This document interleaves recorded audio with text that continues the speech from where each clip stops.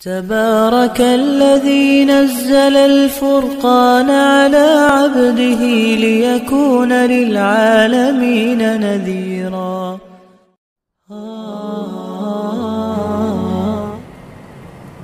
الحمد لله نحمده ونستعينه ونستغفره ونؤمن به ونتوكل عليه ونعوذ بالله من شرور أنفسنا ومن سيئات أعمالنا من يهده الله فلا مضل له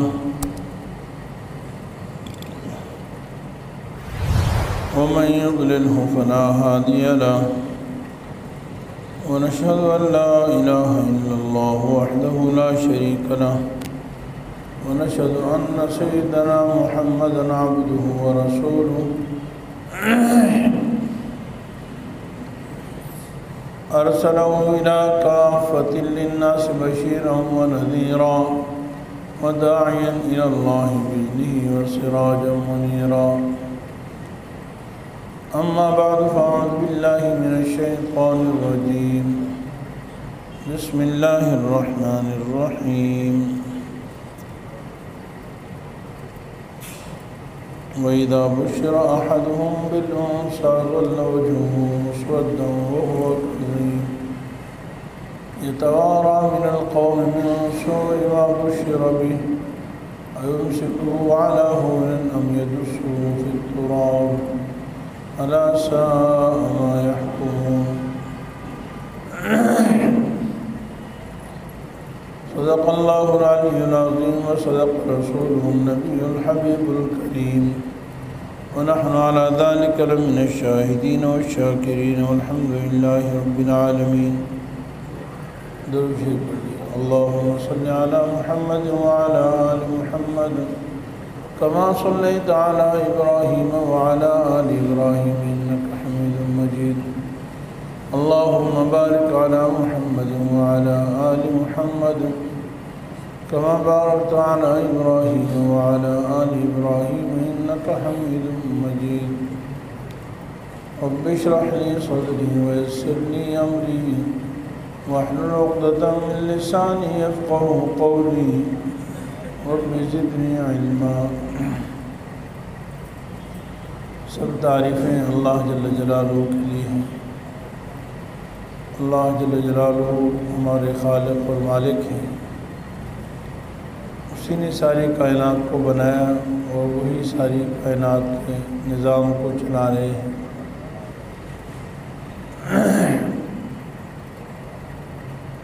اللہ جل جلالہ کا بہت بڑا فضل ہے. اللہ تعالیٰ نے ہمیں دین اسلام عطا فرمایا ہے.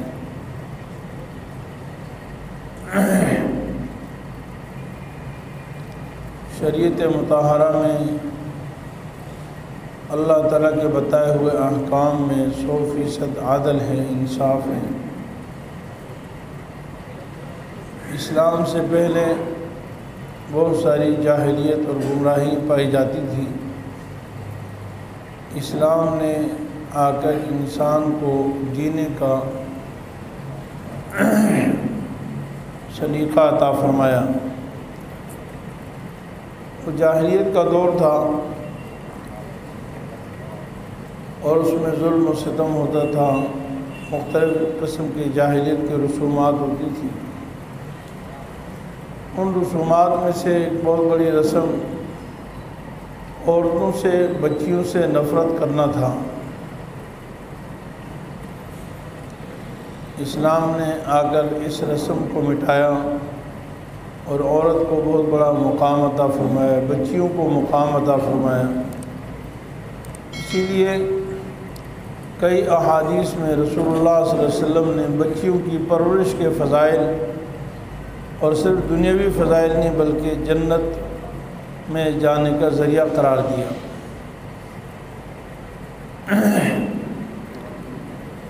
لیکن افسوس یہ ہے کہ آج 1500 سال گزرنے کے بعد بھی مسلمانوں میں وہ جاہلیت کی رسومات کسی نہ کسی درجے میں پائی جاتی ہیں.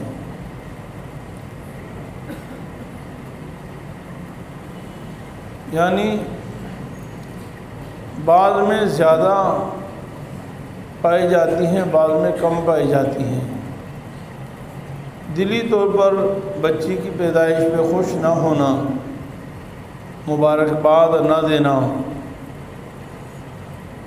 زیادہ خوشی کا اظہار نہ کرنا، یہ عام طور پر پایا جاتا ہے۔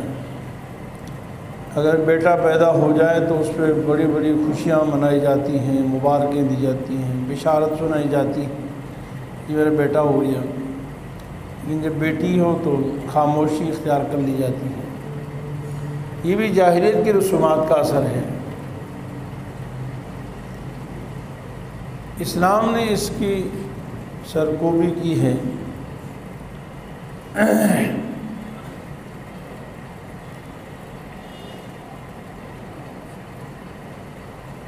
شریعت مطہرہ میں سے پہلے جاہلیت کے زمانے میں گالیاں دینا اور عار دلانا، نسب اور حسب کے اعتبار سے رنگ اور نسل پر فخر کرنا، یہ بھی جاہلیت کے زمانے کی بات تھی۔ بخاری شریف کی ایک حدیث ہے، حضرت بلال حبشی رضی اللہ عنہ فرماتے ہیں، حضرت ابو ذر غفاری رضی اللہ تعالیٰ عنہ کی ان سے کوئی لڑائی ہو گئی۔ بلال حبشی حبشہ کے رہنے والے، کالے تھے، سیاہ فام، ان کی جو والدہ تھی وہ بھی بالکل کالی سیاہ تھی۔ ابو ذر غفاری رضی اللہ عنہ نے ایک دفعہ حضرت بلال حبشی کو عار دلایا، عیرتہ بأمی، انہوں نے عار دلایا ماں کا نسبت سے۔ اور بعض روایت میں اس کی ذکر آتا ہے کہ انہوں نے یہ کہا کہ اے کالی عورت کے بیٹے، یعنی حبشن کے بیٹے، وہ کالی کے بیٹے، اتنا لفظ کہا۔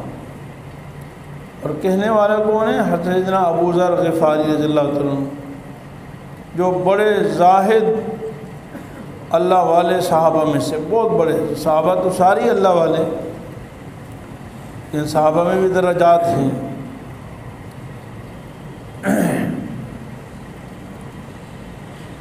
انہوں نے حضرت ابو ذر حضرت بلال رضی اللہ عنہ کو اتنا سا لفظ کہا کہ اے یا ابن السودا، اے کالی عورت کے بیٹے۔ تو نبی کریم صلی اللہ علیہ وسلم نے اتنے بڑے صحابی رسول کو، جنہوں نے سب کچھ من تن دھن حضور پر قربان کر دیا،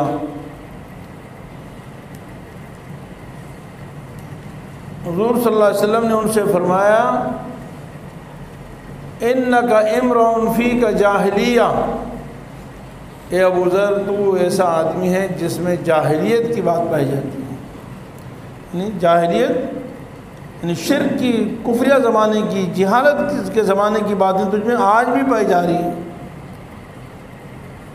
میں عرض کر رہا ہوں کہ یہ تو چھوٹا گناہ تھا، لیکن اس کے پائے جانے کی وجہ سے رسول اللہ صلی اللہ علیہ وسلم نے اپنے بہت بڑے صحابی کو جاہلیت کے زمانے کی صفات والا قرار دیا۔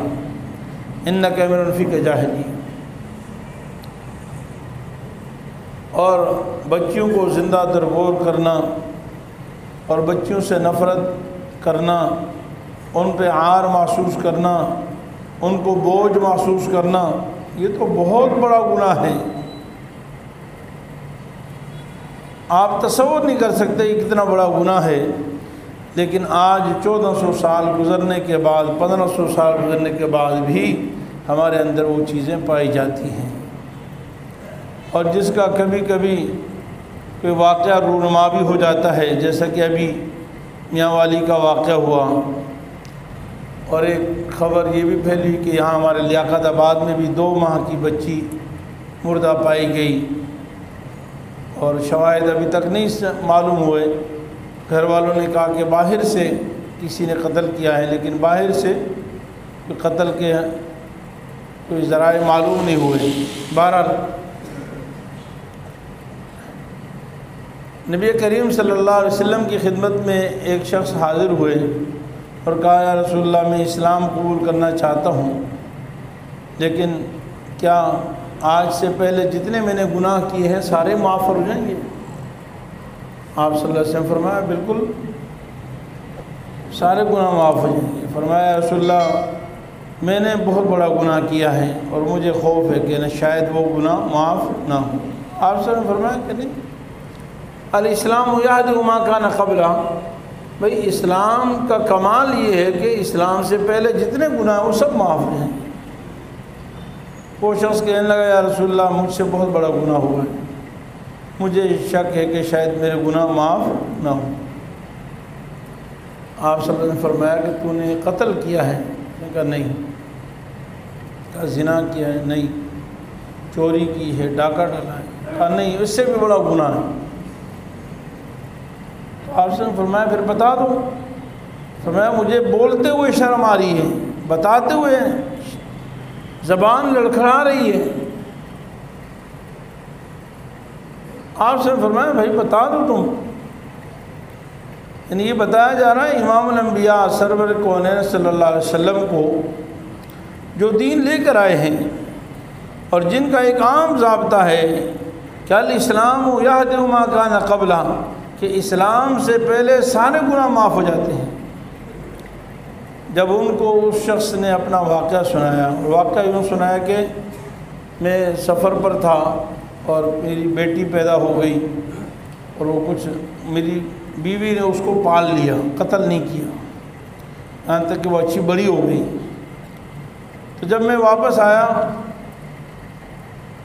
تو مجھے پتہ چلا کہ یہ خوبصورت اچھی بڑی لڑکی جو ہے، جو ابھی چلنے پھرنے کے یعنی لڑکپن کے زمانے میں ہے، مجھے پتہ چلا کہ یہ آپ کی بیٹی ہے۔ تو میں نے بہت غصہ کیا اپنی بیوی پر کہ تم نے مجھے ذلیل کر دیا معاشرے میں، بیٹی کو کیوں پالا تم نے اور پھر جوان کر دیا۔ میری بیوی نے میرے پاؤں پکڑ لیے، منتیں کی، خدا کے واسطے دیے اور جو بھی روایات تھی، لیکن میں نے کہا کہ نہیں، میں تو معاشرے میں ذلیل ہو جاؤں گا۔ میں نے اس بچی کو ایک دن اچھی طرح کپڑے پہنائے، نہلایا دھلایا اور اس کو اپنے ساتھ سیر کی، کہہ کر کہ چلو تفریح پہ چلتے ہیں، بیٹی ماں کے ساتھ ہو جاتی۔ اس کو لے کر گیا ایک جنگل میں، وہ کھیلتی رہی اور میں اس کے لیے گڑھا کھودتا رہا۔ اس معصوم بچی کو یہ پتہ نہیں تھا کہ یہ گڑھا کس کے لیے کھودا جا رہا ہے۔ میں نے بہت بڑا گہرا گڑھا کھودا اور پھر اس بچی کو میں نے پکڑ کے اس میں ڈال دیا۔ پھر جب اس کو پتہ چلا کہ مجھے ڈال رہے ہیں تو وہ روتی رہی، چلاتی رہی، کیا کیا واسطے دیتی رہی، لیکن میرا دل ایسا پتھر تھا کہ میں نے کچھ بھی نہیں دیکھا۔ اس گڑھے سے وہ نکل نہیں سکتی تھی۔ اس کے چیختے چلاتے میں اس پر مٹی ڈالتا گیا اور وہ مٹی میں ڈوبتی گئی یہاں تک کہ وہ سب اندر گڑھے میں ڈوب گئی اور اوپر سے میں نے مٹی کو مار کر دیا۔ جب وہ شخص یہ واقعہ سنا رہا تھا، رسول اللہ صلی اللہ علیہ وسلم کی آنکھوں سے ساروں قطار آنسو ٹپک رہے تھے۔ جو امام الانبیاء صلی اللہ علیہ وسلم دین لے کر آئے اور ایک ضابطہ لے کر آئے کہ الاسلام ما کان یہدم قبلہ، اسلام اپنے سے پہلے سب گناہوں کو معاف کر دیتا ہے، بت پرستی کو معاف کر دیتا ہے، شرک کو معاف کر دیتا ہے، قتل کو معاف کر دیتا ہے، سب ختم ہو جاتے ہیں۔ وہ نبی بھی اس واقعے کے سننے کے بعد اتنے دل برداشتہ ہوئے کہ آپ صلی اللہ علیہ وسلم خاموش ہو گئے کہ میں کیا کہوں کہ کیا یہ گناہ بھی معاف ہو جائے گا، یہ گناہ بھی معاف ہو جائے گا۔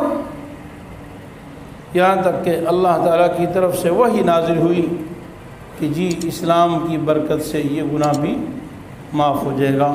پھر آپ صلی اللہ علیہ وسلم نے اس شخص سے کہا کہ جی اگر تم اسلام قبول کر لو گے تو اللہ تعالیٰ تمہارے اس گناہ کو معاف فرما دے گا۔ تو میرے عزیز بھائیوں، بچوں کا قتل کرنا، زندہ درگور کرنا، یہ اتنا بڑا جرم ہے کہ آپ صلی اللہ علیہ وسلم نے ایک کافر شخص کے زبان سے واقعہ سنتے ہوئے اس کو یہ بتانے میں بھی آپ صلی اللہ علیہ وسلم نے تردد فرمایا، مطلب خاموش ہو گئے، توقف فرمایا، جب تک وحی کے ذریعے سے بتایا نہیں گیا کہ نہیں یہ گناہ بھی معاف ہو جائے گا، یہ اسلام کی برکت ہے۔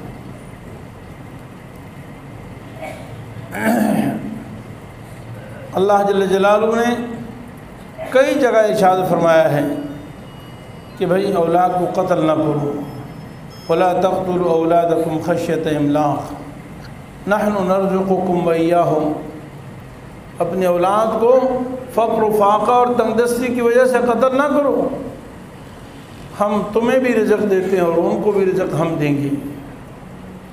ایک جگہ فرمایا کہ نحن نرزقهم وإياكم، ان کو بھی ہم رزق دیں گے اور تمہیں بھی رزق ہم دیں گے۔ علماء فرماتے ہیں کہ بعض دفعہ اولاد کو اس لیے قتل کیا جاتا ہے کہ خود ہمارے لیے کم ہیں تو ان کو کیا ملے گا،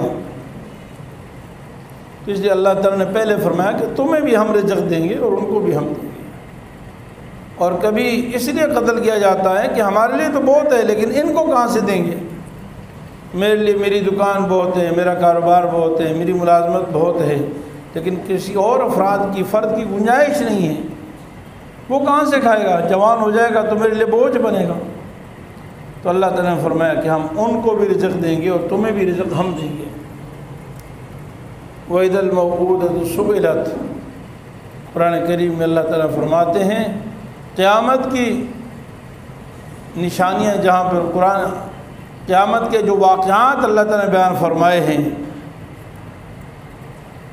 کئی قیامت کے واقعات، ہولناک واقعات جو پیش آئیں گے قیامت کے دن، اذا الشمس کورت واذا النجوم انکدرت، جب سورج بے نور ہو جائے گا، ستارے ٹوٹ کر گر پڑیں گے،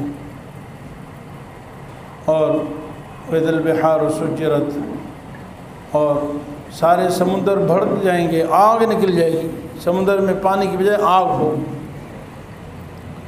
وَإِذَا النُّفُوسُ زُوِّجَتْ، سارے انسانوں کو، سارے جانداروں کو جمع کر لیا جائے گا۔ وَإِذَا الْوُحُوشُ حُشِرَتْ، سارے کے سارے وحشی جانور بھی جمع ہو جائیں گے، کوئی بھاگ نہیں سکے گا۔ وہاں پر ان فرمایا کہ وَإِذَا الْمَوْءُودَةُ سُئِلَتْ، جب کہ زندہ درگور کی ہوئی لڑکی سے پوچھا جائے گا بِأَيِّ ذَنبٍ قُتِلَتْ، بتاؤ تمہیں کس جرم میں قتل کیا ہے،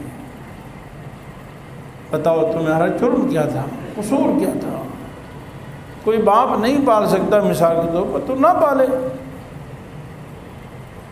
چلو نہیں پال سکتا، اس کو قتل، اس کی جان لے لی، معصوم بچی۔ وہاں سارے اعمال نامے پیش کر دیے جائیں گے۔ تو زندہ درگور کرنا یا بچوں میں یہ سوچنا کہ یہ بچے بڑے ہو جائیں گے تو پھر کھائیں گے کہاں سے، یہ حرام ہے، شرکی عقائد میں سے، جاہلیت کے سوچ میں سے ہے۔ آج منصوبہ بندی کی جاتی ہے اور اس کے ضمن میں بھی یہی نعرہ لگایا جاتا ہے اور یہی سوچ دی جاتی ہے کہ بچے بھائی آپ نے نہیں پڑھانا، نہیں پڑھاؤ، آپ کے ذمہ نہیں ہے، اللہ ساری کائنات کو کھلا رہے ہیں۔ وَكَأَيٍّ مِّن دَابَّةٍ لَّا تَحْمِلُ رِزْقَهَا اللَّهُ يَرْزُقُهَا، سمندر میں مچھلیوں کو اللہ کھلاتے ہیں، ہواؤں میں پرندوں کو اللہ کھلاتے ہیں، جنگلات میں صحراؤں میں درندوں کو اور سانپ اور بچھو کو، ساری مخلوقات کو اللہ رزق دیتے ہیں، ان کو بھی اللہ رزق دیں گے۔ اللہ تعالیٰ ارشاد فرماتے ہیں وَإِذَا بُشِّرَ أَحَدُهُم بِمَا ضَرَبَ لِلرَّحْمَٰنِ مَثَلًا ظَلَّ وَجْهُهُ مُسْوَدًّا وَهُوَ كَظِيمٌ، یہ مشرکین، یہ جاہل لوگ اللہ تعالیٰ کے لیے تو کہتے ہیں کہ اللہ کی بیٹیاں ہیں، اور جب اس کی خوشخبری ان کو دی جاتی ہے کہ تمہاری بیٹی ہوئی تو پریشان ہو جاتے ہیں، پھر ان کا چہرہ سیاہ ہو جاتا ہے، دل گھٹنے لگ جاتا ہے، پریشان ہو جاتا ہے۔ ایک جگہ فرمایا وَإِذَا بُشِّرَ أَحَدٌ بِالْأُنثىٰ ظَلَّ وَجْهُهُ مُسْوَدًّا وَهُوَ كَظِيمٌ يَتَوَارَىٰ مِنَ الْقَوْمِ، لوگوں سے چھپتے پھرتے ہیں کہ کوئی مجھے مبارک ہو یہ نہ کہہ دے، مبارکباد ہی نہ دیں۔ ان میں سے کوئی آدمی اکا دکا ایسا ہوتا ہے کہ جو اس کو باوجود عار اور شرم کے اس کو رکھ لیتا ہے، پال لیتا ہے، اور کچھ تو ایسے کہ اس کو مٹی میں دبا دیتا ہے۔ فرمایا خبردار، یہ بدترین تمہارا فیصلہ ہے، یہ بدترین فیصلہ ہے۔ میرے عزیز بھائیوں، رازق اللہ ہیں، خالق اللہ ہیں، ساری کائنات کے مالک اللہ ہیں۔ بیٹا بیٹی دینا یہ کسی کے اختیار میں نہیں ہے۔ اللہ رب العالمین نے ایک واضح ضابطہ بیان فرمایا قرآن کریم میں، فرمایا للہ ملک السماوات والارض، اللہ ہی کے لیے حکومت اور سلطنت ہے، آسمانوں کی بھی اور زمین کی، وہ اکیلا مالک ہے، اسی کی قدرت ہے، اسی کی طاقت ہے۔ اور پھر فرمایا کہ ہم جو چاہتے ہیں پیدا کرتے ہیں، یخلق ما یشاء، وہ جو چاہتا ہے پیدا کرتا ہے۔ یعنی اس پیدا کرنے میں نہ کسی جابر کا دخل ہے، نہ کسی ظالم کا دخل ہے، نہ کسی بادشاہ کا دخل ہے، نہ کسی نبی کا دخل ہے، نہ کسی ولی کا دخل ہے، نہ کسی عام انسان کا دخل ہے، نہ کسی دیوتا کا دخل ہے، کسی کا دخل نہیں ہے۔ اولاد دینا اور نہ دینا صرف اللہ کا کام ہے۔ اور یہی وجہ ہے کہ اللہ تعالیٰ بعض دفعہ بڑے دنیا کے بڑے بڑے بادشاہ ہوتے ہیں لیکن ان کی اولاد نہیں ہوتی، نہ بیٹا ہوتا ہے نہ بیٹی ہوتی ہے۔ بڑے ظالم و جابر ہوتے ہیں، بڑے بڑے ڈاکٹر ہوتے ہیں، بیسیوں سینکڑوں بچے ان کے ہاتھوں سے پیدا ہوتے ہیں، ڈاکٹر عورتیں ہوتی ہیں، لیکن خود اپنے بچوں سے محروم ہوتی، ایک بچہ نہیں، نہ بیٹا ہوتا ہے نہ بیٹی ہوتی ہے۔ ایک لیڈیز ڈاکٹر جو زچہ بچہ اسپتال ہے، میں خود اس سے، مجھے بوڑھی عورت ہے، اس نے بتایا، مجھے بتایا کہ پوری زندگی نہ جانے مجھ سے کتنے سینکڑوں بچے میرے ہاتھ میں پیدا ہوئے، بلکہ ہزاروں کی تعداد میں۔ بہت بڑا اسپتال ہے جس میں روزانہ کوئی 150 ڈیلیوریاں ہوتی، لیکن میں خود بچوں سے محروم ہوں۔ کوئی نہیں دے سکتا سوائے اللہ تعالیٰ کے۔ کتنے انبیاء اللہ نے ان کو اولاد نہیں دی، پوری زندگی اللہ سے مانگتے رہے، یا اللہ مجھے اولاد عطا فرما دے، اولاد نہیں دی۔ ولیوں کتنے بڑے بڑے اولیاء اللہ ہیں، ان کی اولاد نہیں۔ حکیم الامت حضرت اشرف علی تھانوی رحمۃ اللہ علیہ کتنے بڑے عالم ہیں، شاید مسلک حنفی دیوبند میں آج پوری دنیا میں کوئی مجلس ایسی ہوتی ہوگی جن ان کی کوئی نہ کوئی ملفوظ، ان کے واعظ، ان کی کتابوں کو کسی مدرسے میں نہ پڑھا جاتا ہو، ایسا مشکل ہے۔ ہزاروں کتابوں کے مصنف ہیں، لیکن نہ بیٹا تھا نہ بیٹی تھی، اولاد نہیں تھی۔ اولاد دینا اللہ تعالیٰ کا کام ہے، نہ ولی دے سکتا ہے، نہ نبی دے سکتا ہے، نہ ظالم اور جابر دے سکتا ہے۔ اللہ تعالیٰ فرماتے ہیں یخلق ما یشاء یہب لمن یشاء اناثا ویہب لمن یشاء الذکور۔ اللہ تعالیٰ نے قرآن کریم میں بچی کو، بیٹی کو یہ فضیلت عطا فرمائی کہ اکثر مقامات پر جہاں بیٹے بیٹی دونوں کا ذکر فرمایا، ابتدا بیٹی سے کی ہے۔ فرمایا وہ جسے چاہتا ہے بیٹیاں عطا کرتا ہے اور جسے چاہتا ہے بیٹے عطا کرتا ہے۔ یہب لمن یشاء اناثا ویہب لمن یشاء الذکور او یزوجہم ذکرانا واناثا، اور یا ان کو جوڑیاں جوڑیاں عطا کرتا ہے، بیٹے بھی دیتا ہے بیٹیاں بھی دیتا ہے۔ وَيَجْعَلُ مَن يَشَاءُ عَقِيمًا، اور جسے وہ اللہ چاہتے ہیں اسے بانجھ بنا دیتے ہیں، اولاد نہیں دیتے، اس کی مرضی ہے۔ اس میں عورت کا کیا قصور ہے؟ آنے والے بچے کا کیا قصور ہے؟ نہ باپ کا قصور، نہ ماں کا قصور، نہ بچی کا قصور ہے۔ اللہ رب العالمین کے فیصلے پہ ناراض ہونا، اس پہ دل برداشتہ ہونا، میرے عزیز بھائیوں، یہ بہت جاہلیت کے زمانے کا گناہ ہے جو آج بھی پایا جاتا ہے۔ اور اس گناہ میں اور آپ بھی کسی حد تک شریک ہیں۔ ہمارے معاشرے میں ہم نے مختلف زندگی کے گزارنے میں ایسی واہیات، ایسے رسومات، خرافات گڑھ لی ہیں من گرد، ان کی وجہ سے میں اور آپ پریشان رہتے ہیں۔ شادی بیاہوں کی سب سے بڑی مصیبت شادی بیاہ ہے۔ کسی کے ہم بچہ پیدا ہوتا ہے، میں نے خود سنا اپنے کانوں سے، بچی پیدا ہوتے ہی پریشان سوچ شروع ہو جاتی ہے کہ شادی کیسے کرنا، جہیز کے لیے کیا کرنا ہے۔ ہر قدم پر سمجھایا جاتا ہے، سوچا جاتا ہے کہ دیکھو تمہاری بچیاں ہیں، تم نے ان کی شادی بھی کرنی ہے۔ اس میں اور آپ بھی داخل ہیں، جن کو اللہ نے وسعت دی وہ بھی اس میں داخل ہیں۔ وہ اپنی آنا کے لیے، اپنی ناک اونچی کرنے کے لیے ہزاروں بیسیوں رسم پوری کرتے ہیں، لیکن وہ پورے معاشرے پر بوجھ بنتے ہیں، پوری انسانیت کے لیے عذاب بن جاتے ہیں۔ ہمارے جو صاحب حیثیت لوگ ہیں، صاحب ثروت لوگ ہیں، جن کو اللہ نے وسعت دی، وہ ان ایسی رسومات ہم کرتے ہیں جن کے لیے پھر غریب عوام در در کی ٹھوکریں کھاتے ہیں، بھیک مانگتے ہیں، عار محسوس کرتے ہیں، زکوٰۃ سے چندے کرتے ہیں کہ مجھے بچی کی شادی کرنی ہے۔ اسلام نے کوئی ایسی نہ کوئی رسومات کیے نہ خرچے کیے۔ اسلام نے تو لڑکی کی شادی کو ذرا مشکل بنایا ہے۔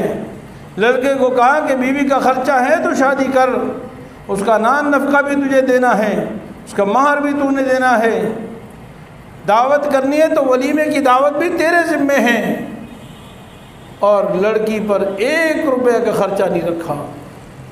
لڑکی کا باپ تو بادشاہ ہے، اسلام نے یہ ضابطہ بتایا ہے۔ کسی قسم کا جہیز کی شرط اسلام نے نہیں لگائی۔ محقق علماء اکرام یہ فرماتے ہیں کہ نبی کریم صلی اللہ علیہ وسلم نے نہ اپنی کسی بیٹی کا جہیز دیا ہے نہ کسی بیوی کا جہیز لیا ہے۔ حالانکہ حضور صلی اللہ علیہ وسلم نے جتنی شادیاں کی ہیں، آپ صلی اللہ علیہ وسلم کے لیے کچھ احکام شادیوں کے اعتبار سے مختلف تھے، اور ان احکام میں سے ایک حکم یہ تھا کہ آپ صلی اللہ علیہ وسلم پر متعدد بیویاں ہونے کے باوجود برابری شرط نہیں تھی۔ قرآن نے اجازت دے دی تھی کہ آپ برابری کریں یا نہ کریں، پھر بھی آپ صلی اللہ علیہ وسلم پوری زندگی برابری کرتے رہے۔ اور دوسرے نمبر پر آپ صلی اللہ علیہ وسلم پر بیویوں کا خرچہ واجب نہیں تھا۔ آپ صلی اللہ علیہ وسلم پر بیویوں کا خرچہ واجب نہیں تھا، لیکن آپ صلی اللہ علیہ وسلم پھر بھی بیویوں کو کھلاتے پلاتے ہیں۔ آپ صلی اللہ علیہ وسلم نے مہر دیا ہے۔ بیویوں پر، بیٹیوں پر کوئی بوجھ نہیں ڈالا۔ اس لیے علماء فرماتے ہیں کہ نبی کریم صلی اللہ علیہ وسلم نے جناب سیدہ فاطمہ الزہرا رضی اللہ تعالیٰ عنہا کی شادی پر بھی کوئی جہیز نہیں دیا ہے۔ اور جو حدیث میں آتا ہے کہ ایک مٹکا دیا اور ایک کپ دیا وغیرہ، اول تو یہ کوئی جہیز بھی نہیں ہے۔ ایک گھر کی پوری ضروریات کیا ایک مٹکے سے ہو جاتی ہیں؟ اور دوسرے نمبر پر علماء فرماتے ہیں کہ یہ خود حضرت علی نے پیسے حضرت حضور صلی اللہ علیہ وسلم کو دیے تھے۔ حضور صلی اللہ علیہ وسلم نے حضرت علی رضی اللہ تعالیٰ عنہ کے پیسوں سے ہی لے کر وہ چیزیں دی ہیں، چونکہ بڑے گھر کے سربراہ خود حضور تھے، اور سیدنا علی المرتضیٰ رضی اللہ تعالیٰ عنہ حضور صلی اللہ علیہ وسلم کی پرورش میں تھے۔ اور ایک قول یہ ہے کہ چونکہ حضرت علی رضی اللہ تعالیٰ عنہ آپ کی پرورش میں تھے، گھر کے فرد تھے، بچوں کی طرح تھے، اگرچہ کزن تھے، بھائی تھے، لیکن بچوں کی طرح ان کی پرورش فرما رہے تھے، تو بحیثیت سرپرست ہونے کی آپ نے اپنے جیسے اپنے بچے کے لیے آدمی کوئی چیز لاتا ہے، اس طور پر آپ نے حضرت فاطمہ کے لیے 1-2 چیزیں دے دی، تکیہ دے دیا، مٹکا دے دیا۔ ورنہ آپ صلی اللہ علیہ وسلم کی 3 بیٹیاں اور بھی ہیں، آپ صلی اللہ علیہ وسلم کی 4 بیٹیاں ہیں۔ اگر سیدہ فاطمہ الزہرا رضی اللہ تعالیٰ عنہ کو جہیز دیا ہے تو پھر اور بیٹیوں کا جہیز کہاں؟ آپ صلی اللہ علیہ وسلم نے ساری کائنات کو جب مساوات سکھائے، عدل اور انصاف اولاد کے درمیان میں کرنا سکھایا ہے، تو آپ سب نے آپ کیا سمجھتے ہیں کہ آپ سب نے انصاف نہیں کیا؟ تو میرے عزیز بھائیوں، بچیاں معاشرے پر بوجھ نہیں، یہ اللہ کی رحمت ہیں، اللہ کی نعمت ہیں۔ اس سے انسان کی دنیا بھی بنتی ہے اور اس سے آخرت بھی بنتی ہے۔ اگرچہ اولاد کی پرورش کرنا صدقہ ہے، بہت بڑی نعمت ہے، بیٹا ہو یا بیٹی، بیوی کا آپ کسی پر بھی خرچ کرتے ہیں بہترین صدقہ ہے، لیکن آپ صلی اللہ علیہ وسلم نے بیٹیوں کی وجہ سے کئی دفعہ جنت کی بشارت عطا فرمائی ہے، جو حدیث میں کہ پہلے بھی کئی دفعہ سنا چکا ہوں۔ جو بچیوں کی پرورش کرے گا جہنم سے ڈھال بن جائیں گی، وہ بچیاں اس کو جنت میں لے جائیں گی۔ اس لیے میرے عزیز بھائیوں، ہمیں رسومات سے بھی بچنا چاہیے اور شریعت کے مطابق عمل کرنا چاہیے، اپنی خواہشات کو دبانا چاہیے۔ جنت میں جانا بہت آسان ہے، لیکن قرآن کریم بعض دفعہ اس طرح کے ضابطے بیان فرماتا ہے کہ ایک لفظ میں پوری دنیا اور آخرت بیان ہو جاتی ہے، دنیا بھی بیان ہوگی، آخرت بھی بیان ہوگی۔ سورہ نازعات کی 2 آیتیں ہیں، فرمایا فَأَمَّا مَنْ طَغَىٰ وَآثَرَ الْحَيَاةَ الدُّنْيَا فَإِنَّ الْجَحِيمَ هِيَ الْمَأْوَىٰ۔ جو شخص سرکش ہو گیا ہمارے احکام سے اور دنیاوی زندگانی کو ترجیح دی آخرت پر، دنیاوی زندگانی یعنی شریعت کے احکام کو نہیں بلکہ اپنے دنیاوی مفادات، معاشرہ، روایات، رسومات، خرافات، اپنی خواہشات، اپنی لذات، اس کو آخرت پر یعنی شریعت کے احکام پر ترجیح دے دی، فَإِنَّ الْجَحِيمَ هِيَ الْمَأْوَىٰ، جہنم اس کا ٹھکانہ ہے۔ 2 لفظوں میں بیان کر دی۔ اور جنت میں جانے کے لیے کیا کرنا ہے؟ وَأَمَّا مَنْ خَافَ مَقَامَ رَبِّهِ، جو شخص ڈر گیا اپنے رب کے سامنے کھڑے ہونے سے، اللہ کے سامنے قیامت کے دن اللہ تعالیٰ کی پکڑ سے ڈر گیا کہ میں جو کچھ کروں گا ایک دن مجھے پکڑ ضرور ہوگی، اور اس کے نتیجے میں کیا کیا؟ وَنَهَى النَّفْسَ عَنِ الْهَوَىٰ، صرف ایک کام کیا، آخرت کا خوف دامنگیر ہو، اللہ کے سامنے حساب کتاب کی فکر ہو، اور اس کے نتیجے میں ایک کام کرے، وَنَهَى النَّفْسَ عَنِ الْهَوَىٰ، اپنے آپ کو، اپنے نفس کو خواہشات سے روک لے، تو بس اس کے بدلے میں فَإِنَّ الْجَنَّةَ هِيَ الْمَأْوَىٰ، جنت اس کا ٹھکانہ ہے، پھر جنت اسی کے لیے بنائی۔ تو ان 2 آیتوں میں اللہ رب العالمین نے دنیا اور آخرت، جنت اور جہنم سب کچھ بیان فرما دیا ہے۔ تو خواہشات سے رکنا یہ جنت میں جانے کا ذریعہ ہے۔ اس کے لیے میں اور آپ کوشش کریں کہ ہم اپنے رسومات ختم کریں، خواہشات کو چھوڑیں اور شریعت پر عمل کریں۔ جہاں خواہشات اور رسومات آتی ہیں وہاں شریعت ٹوٹ جاتی ہے، اور جب شریعت آتی ہے تو پھر رسومات بھی نہیں چلتے ہیں۔ اللہ تعالیٰ اپنے فضل سے ہمیں عمل کی توفیق عطا فرمائے۔ وآخر دعوانا الحمدللہ۔ صاحب کے YouTube چینل کو سبسکرائب کیجئے اور ان کے تازہ بیانات کے ذریعے اپنی علمی، اصلاحی اور فکری آبیاری کرتے رہیے۔ جزاکم اللہ۔